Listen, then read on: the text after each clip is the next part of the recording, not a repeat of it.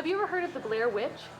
Durante años, muchos pensaron que el proyecto de la Bruja de Blair era más que una simple película, y es que la película fue creada para que esa duda existiera, para sembrar esa idea. Pero ¿qué tanto hay de mito o realidad detrás de esta legendaria película? Ojo a esto, porque te voy a mostrar cómo esta película logró engañar a millones sin mostrar una sola bruja en pantalla, y veremos todos los detalles ocultos que alimentaron la leyenda. Información cargada, comencemos. Al principio, vemos a una chica que le habla a la cámara, mostrándonos un pedazo de su casa, la cual según ella misma abandonará para buscar a la Bruja de Blair. Ella es Heather y junto a sus dos amigos, Mike y Josh, viajan hasta Burkittsville, Maryland, porque ella tiene el objetivo de grabar un documental sobre la leyenda de allí, lugar que según Heather antes se conocía como Blair.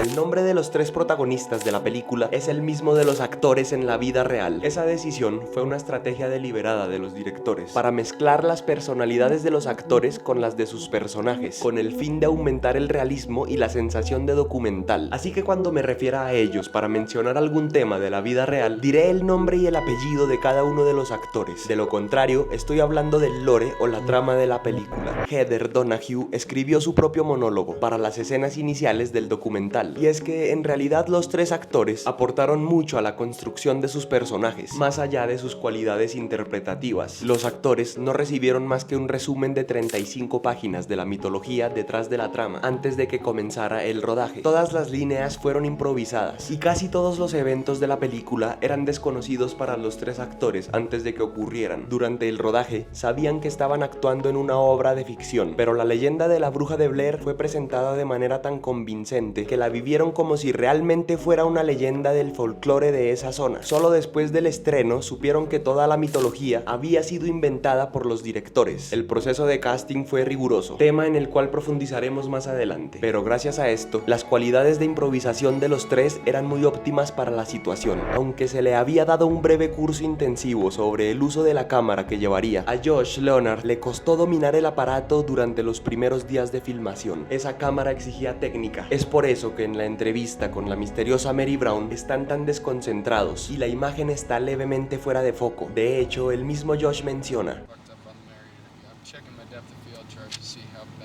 hasta ese nivel llegaron con el tema de la ejecución improvisada del rodaje, y ese compromiso con la técnica le da un tono uniforme, coherente durante toda la trama y además con ese toque de credibilidad que buscaban. Sobre lo que dijo Mary Brown en la entrevista, según la leyenda, la figura conocida como la Bruja de Blair apareció por primera vez hacia 1785 en los alrededores del pueblo de Blair. Mary asegura que su nombre era Ellie Kedward, una mujer acusada de brujería y expulsada al bosque durante un invierno brutal. Se pidió a los actores que entrevistaran a la gente del pueblo, quienes a menudo, sin que los actores lo supieran, eran plantados por los directores. Para esas entrevistas, los directores mezclaron actores con habitantes reales del pueblo. Los protagonistas no sabían quién era quién, así que las reacciones son totalmente auténticas. Incluso varios de esos pobladores improvisaron sus respuestas. Do you believe in witchcraft? No. Are you a religious man? Yep.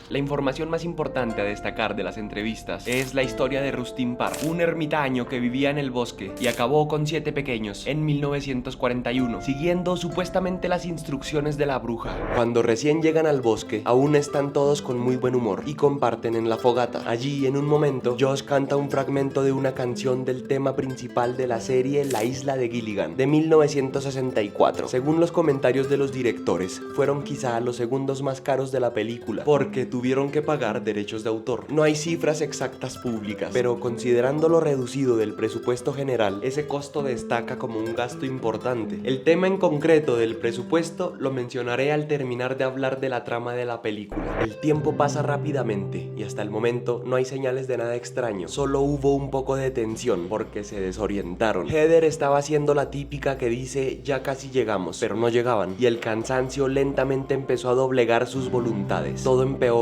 cuando las cosas se empiezan a poner raras. Se escuchan cosas en el bosque que claramente no son animales, pero más allá de eso, el ambiente sigue relajado dentro de lo que cabe. Aunque ya están asustados, entre ellos no existe conflicto aún. Heather le pregunta a Josh qué piensa sobre las cosas extrañas que han ocurrido hasta el momento, y justo ahí se hace otra referencia muy clara. Yeah, but you ever see Deliverance? La referencia fue completamente improvisada por él, no estaba en lo poco que había de guión, ni fue idea de los directores. Fue un tiro muy apropiado del actor, porque Deliverance, película del año 1972, también trata de un grupo que se aventura en un bosque remoto y termina viviendo una experiencia traumática, desorientadora y fuera de control. El punto de quiebre del grupo es en la escena donde se dan cuenta que se perdió el mapa. Los que más discuten son Heather y Josh, se echan la culpa mutuamente. En ese momento es más fácil creer que Heather escondió o perdió el mapa, porque antes de esa discusión ella se estaba lamentando porque se tenían que ir justo cuando empezaban a ocurrir cosas, lo que era oro puro para su documental. Incluso cuando Josh le recrimina, el lenguaje corporal de Heather insinúa que está mintiendo o que está escondiendo algo, oculta su mirada y está cabizbaja. Por el desarrollo de la escena era casi evidente que Heather fue quien perdió el mapa, y esto es un gran mérito de interpretación, porque pronto se revela que ella no perdió el mapa. Es cuando Mike, completamente sobrepasado por la situación y mientras tiene un ataque de risa nerviosa, confiesa que fue él quien tiró el mapa al río, argumentando que el mapa no servía para nada porque se la pasaban perdidos. A propósito de esa escena, es de esas que alimentan teorías sobre el proyecto de la bruja de Blair, pero teorías que implican negar la existencia de un factor paranormal en la trama. La más popular dice que todo en realidad se trataba de un plan de Mike y Josh para de alguna manera raptar a Heather, teoría que junto a las demás que niegan el factor paranormal de la película pierden su validez al entrar en un terreno puramente especulativo. Es un criterio de plausibilidad narrativa que no es una regla escrita ni obligatoria, pero que marca la diferencia entre una teoría que respeta la intención de los creadores de la película y algo que ya es fanfic o pura invención. Es como un filtro mínimo, no se puede ir en contra de la lógica establecida por los guionistas, o debe estar respaldado en algún elemento sensorial puesto por el director. En este caso se ha confirmado por los creadores y directores de la película que la intención era crear y retratar la leyenda de la bruja de Blair, tal y como se muestra en la película. Todo esto amparado por la ficción y la lógica del metraje encontrado como terror sobrenatural hiperrealista.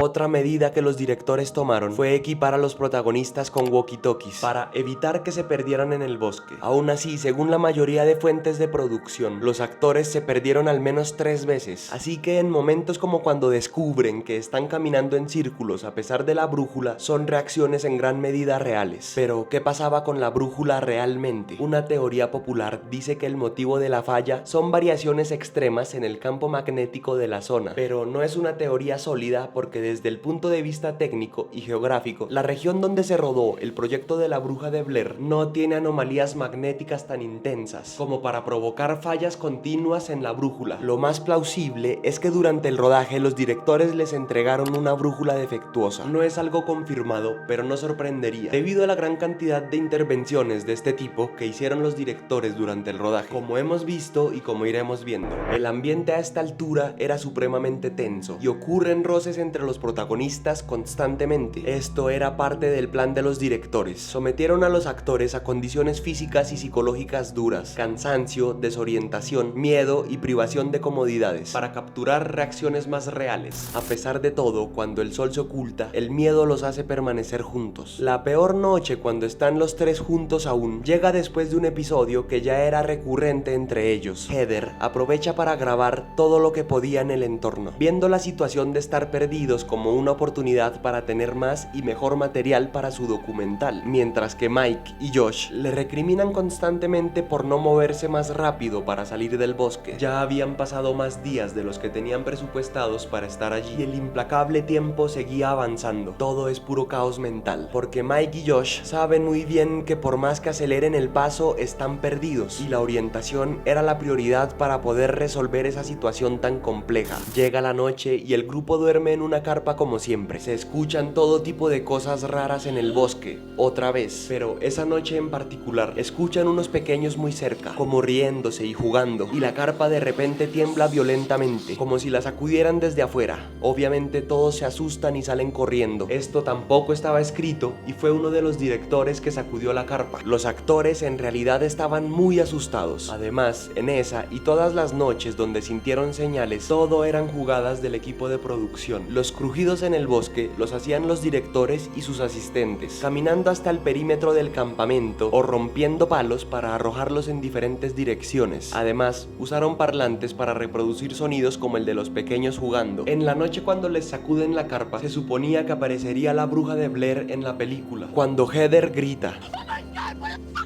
se suponía que el camarógrafo debía apuntar el lente hacia la izquierda, donde el público vería brevemente a una mujer con un vestido blanco a lo lejos, pero por el caos de la situación se le olvidó girar y la escena no se volvió a filmar. Luego de la pesadilla que vivieron en su peor noche, apenas sale el sol, vuelven a la zona donde estaba la carpa con sus cosas, pero todo estaba muy desordenado y particularmente se habían enfocado en las cosas de Josh. Entre toda la confusión, él advierte que hay una sustancia extraña en sus cosas.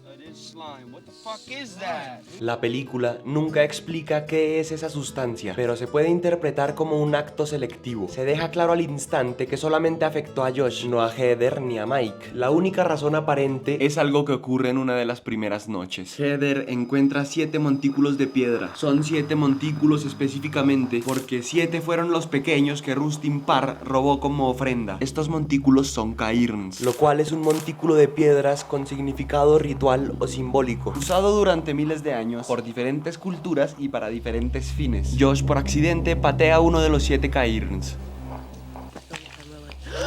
y por eso fue el primero por el que fueron, y lo marcaron con el slime. De hecho, varios días después, encuentran otros 3 montículos de piedra fuera de la carpa. Esta vez, esos 3 montículos simbolizarían el final de los 3 protagonistas, empezando con la desaparición de Josh, pocos días después del incidente del slime. Heather ya se había dado cuenta que probablemente no saldrían de ese bosque jamás. La última noche incluso fueron atormentados por los gritos de Josh a lo lejos. Es allí cuando decide grabar lo que ella presentía podían ser sus últimas palabras, y deja un mensaje muy profundo, pidiendo perdón a los padres de sus amigos y a los propios suyos por haber terminado así, todo por lograr su objetivo de grabar el documental. Ella, que aparentemente fue la más fuerte siempre, finalmente sucumbe al miedo y se muestra completamente vulnerable. Eso nos demuestra que en ese punto, justo antes de empezar el clímax, las cosas ya están bastante mal y difícilmente podrían estar peor. Sobre el momento cuando se grabó esta escena, no fue intencional que se viera tan cerca. Ella quería un plano mucho más abierto. Sin embargo, los directores pensaron que el plano así de cerrado transmitía mayor cercanía, así que se mantuvo en el corte final. Otro ejemplo de una de las virtudes que puede tener rodar con ese método de improvisación, tanto de guión como de técnica, donde lo que parece un accidente, como en este caso, permitió que se lograra una de las escenas más icónicas de la película para la posteridad.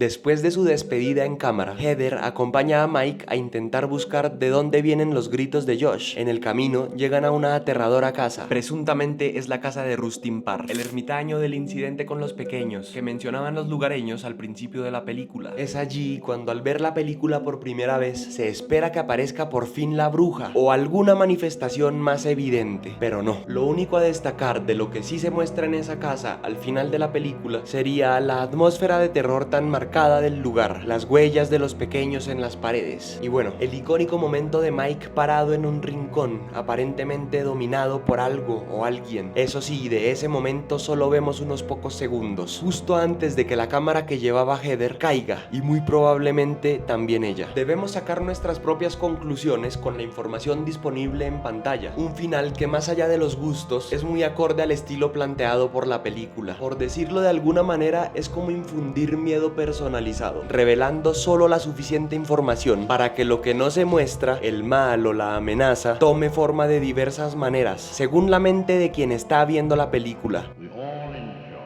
putting our toe in the cold water of fear. El proyecto de La Bruja de Blair es un estudio ejemplar de cómo los signos mínimos, visuales, sonoros y narrativos pueden generar terror cuando se combinan con estrategias de verosimilitud y mitificación cultural. La película convierte la ausencia en presencia simbólica, la subjetividad en realidad aparente y el miedo en un fenómeno compartido culturalmente, demostrando que el horror no reside en lo mostrado, sino en la construcción semiótica del imaginario colectivo. Con todo esto claro, veamos más del arduo trabajo detrás de esta legendaria película. La intervención del equipo de producción fue especialmente intensa durante la escena final. Heather Donahue entró a la casa abandonada sin saber exactamente qué le esperaba. Había recibido indicaciones generales, pero nunca un detalle claro de lo que vería al llegar. La primera vez que grabaron esa toma, la sorpresa funcionó demasiado bien. Heather terminó tan aterrada que empezó a hiperventilar fuera de cámara y tuvo que ser calmada por el equipo. El sonido quedó mal grabado, así que la escena se tuvo que repetir y se perdió superó su reacción original, una reacción que se rumorea fue más desbordada y real que la que vimos. La famosa casa de Rustin Parr, que aparece al final de la película, era en realidad la histórica Griggs House, una construcción real del siglo XIX, ubicada en el Patapsco Valley State Park, en Maryland. Para el momento del rodaje, llevaba décadas abandonada y estaba en un estado de deterioro avanzado. La única intervención del equipo fue organizar algunos de los elementos y agregar cosas como las huellas de los pequeños en las paredes, elemento clave para la mitología creada en la película. Tras el estreno del proyecto de La Bruja de Blair, el lugar se volvió un punto de peregrinación para los fans, lo que incrementó el vandalismo y el desgaste estructural. El Estado finalmente la declaró peligrosa y ordenó su demolición pocos meses después. Aunque algunos seguidores intentaron promover su preservación, no hubo una iniciativa oficial capaz de detener la demolición. La película tiene una raíz directa en una película casi centenaria, Axan, de 1922, que es un híbrido entre documental y ficción, un proto-falso documental que mezcla análisis histórico con recreaciones terroríficas. Es una película sueca dirigida por Benjamin Christensen. Los creadores del proyecto de La Bruja de Blair estaban tan marcados por Axan que nombraron su productora, Axan Films, en homenaje directo al clásico de 1922. Pero la influencia no se queda ahí. Cuando buscaban financiamiento para su proyecto, armaron un video de presentación que incluía fragmentos reales de Axan para transmitir exactamente el tipo de terror psicológico, casi documental, que querían lograr. Ese aire de registro prohibido se convirtió en la base del tono del proyecto de La Bruja de Blair. Todo tenía que sentirse real, crudo y sin adornos. Por cierto, Axan es una palabra sueca que traduce la bruja. Aunque la película inventa su propia mitología, también está llena de ecos de la mitología y brujería europea. La leyenda ficticia de Ellic Edwards, la bruja, se desarrolla en la Maryland colonial, por lo que los creadores injertaron estos elementos del folclore europeo en el Nuevo Mundo, sugiriendo que la bruja trajo consigo estas prácticas, o que éstas se desarrollaron localmente a raíz de su presencia. Por ejemplo, los cairns. El que aparece en el proyecto de La Bruja de Blair es pequeño porque en el contexto histórico que la película sugiere, esa práctica ya había evolucionado y no requería necesariamente montículos grandes. Los más grandes suelen ser de épocas anteriores o de culturas con mayor énfasis ceremonial o territorial. Otro elemento a destacar son los stigmen o figuras hechas con palos, icónicas de la película, aunque creados exclusivamente por los directores. Evocan la estética de talismanes primitivos, muñecos apotropaicos y símbolos de brujería medieval, pero sin pertenecer a ningún sistema o cultura en específico. Además, es un símbolo característico de la identidad como marca del proyecto de La Bruja de Blair.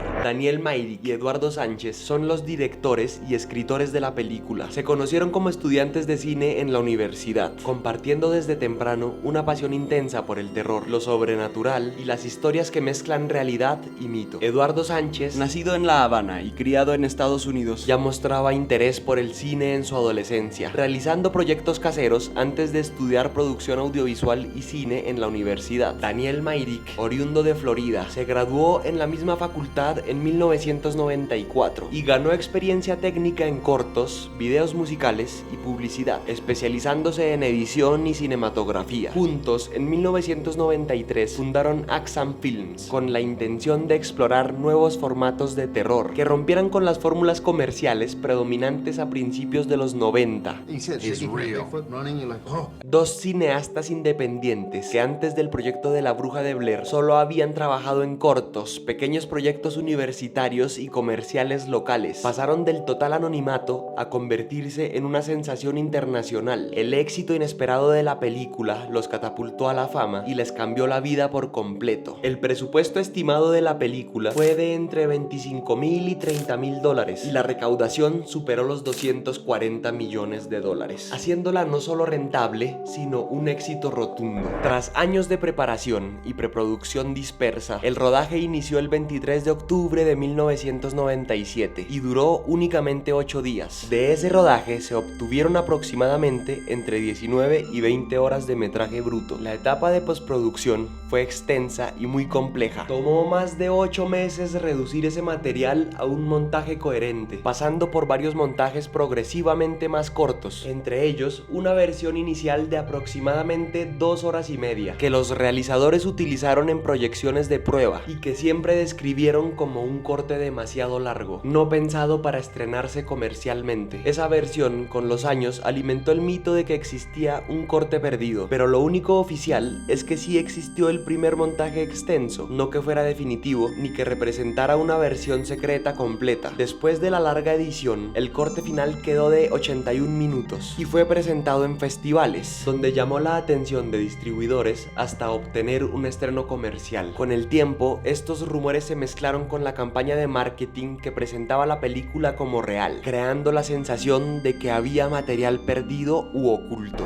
Fue uno de los primeros largometrajes en usar una campaña de marketing viral a gran escala. La premisa presentaba a los 3 protagonistas como estudiantes que habían desaparecido mientras filmaban un documental y cuyo metraje había sido recuperado años después. Para sostener la ilusión, en 1998 se lanzó un sitio web con archivos policiales ficticios, cronologías de la búsqueda, entrevistas simuladas y reportes sobre la supuesta recuperación de la cinta. A los actores se les pidió mantener un perfil bajo antes del estreno de la película, para reforzar la narrativa. En el Festival de Cannes, los realizadores repartieron folletos de desaparecidos, con las fotos de los 3 actores. Para reforzar la campaña, los carteles fueron retirados al día siguiente, porque generaron confusión real entre los asistentes al festival y las autoridades, que creían que las desapariciones podrían ser auténticas. El mito se fue desmintiendo después del lanzamiento, pero el voz a voz ya había catapultado a la película como la leyenda del género que es. La campaña fue tan convincente que la propia madre de Heather Donahue llegó a recibir tarjetas de condolencia enviadas por personas que creían que su hija realmente había desaparecido.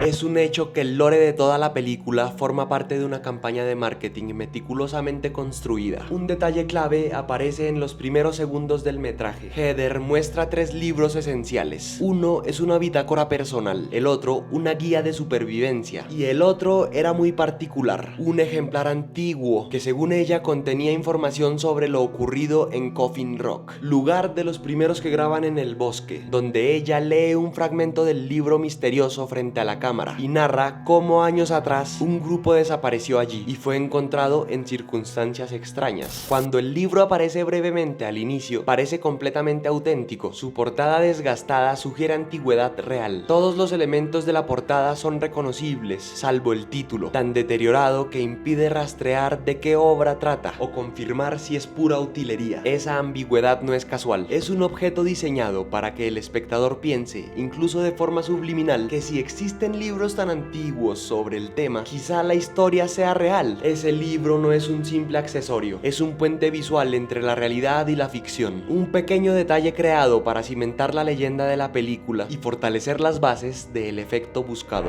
Los directores pegaron anuncios en varias universidades locales para reclutar gente interesada en trabajar en un proyecto de bajo presupuesto. Una de las personas que respondió fue Patricia Decour, quien terminó interpretando a Mary Brown. Su participación fue tan valiosa que también colaboró en el departamento de arte y en otras tareas de la producción, algo muy común en un rodaje tan pequeño. El casting para los 3 protagonistas de la película fue inusualmente riguroso. Los directores buscaban actores con talento para improvisar. En la audición no daban líneas para leer, sino situaciones reales. Por ejemplo, acabas de cumplir 10 años de una condena de 25 años. Convéncenos de por qué deberías obtener la libertad condicional. Cuando Heather Donahue respondió, no creo que debas liberarme, su ocurrencia le dio el papel. Además, la historia originalmente iba a centrarse en 3 cineastas masculinos perdidos en el bosque, pero la audición de Heather Donahue cambió el rumbo por completo en ese aspecto. Su improvisación fue tan sólida e interesante que los directores decidieron reescribir la dinámica del grupo y convertirla en la cineasta principal acompañada de 2 asistentes hombres. Después del estreno de la película, Heather Donahue se convirtió en el blanco de reacciones inesperadamente hostiles. La campaña viral había sido tan efectiva que muchos espectadores confundieron su comportamiento en la película con su personalidad real y comenzaron a atacarla públicamente. Recibía insultos, amenazas y una ola de críticas. Además, su rostro quedó tan ligado al mito que casting tras casting la rechazaban. Con el tiempo, la presión y la falta de oportunidades la llevaron a retirarse de la actuación en el año 2008 para empezar una nueva vida lejos de la industria. Aunque originalmente el metraje tenía una resolución mucho mayor, la imagen terminó degradándose cuando lo transfirieron a la película de 35 milímetros para las copias teatrales, lo que le dio el aspecto rugoso y amateur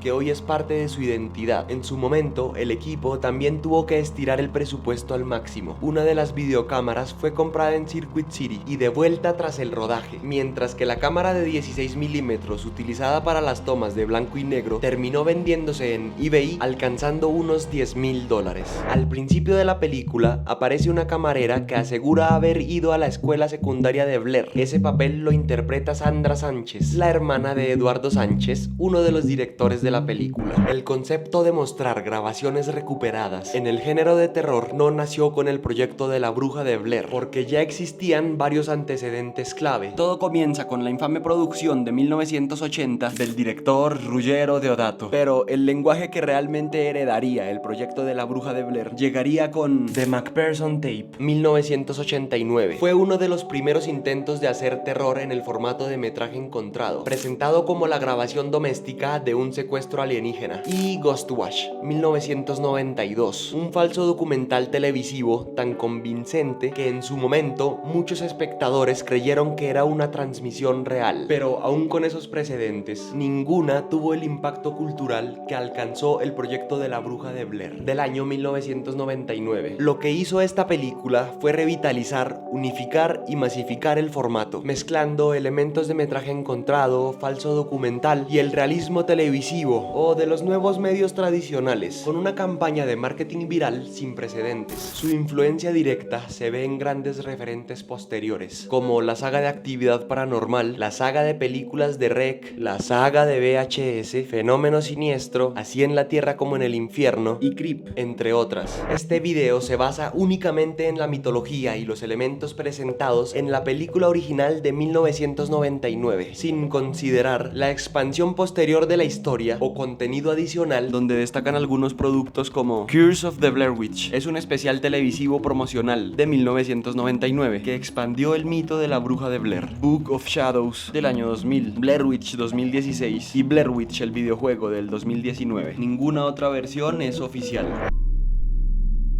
Gracias por ver el video y en especial por llegar hasta aquí. En pantalla aparecerá un video relacionado con la revisión a una de esas películas que podríamos decir que existen gracias al proyecto de La Bruja de Blair, o por lo menos se influenciaron en ella. Por lo pronto, yo soy Mateo y nos vemos con la próxima película.